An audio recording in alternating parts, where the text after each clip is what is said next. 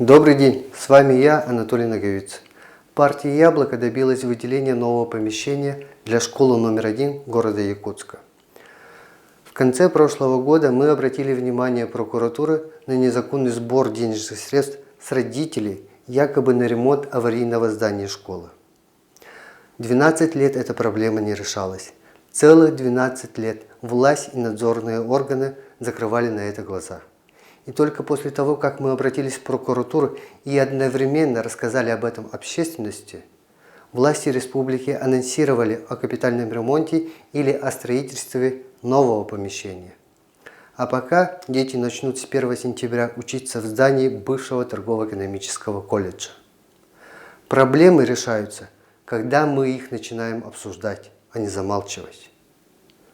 Подписывайтесь на мой канал, ставьте лайки и делитесь этим видео. Всем пока!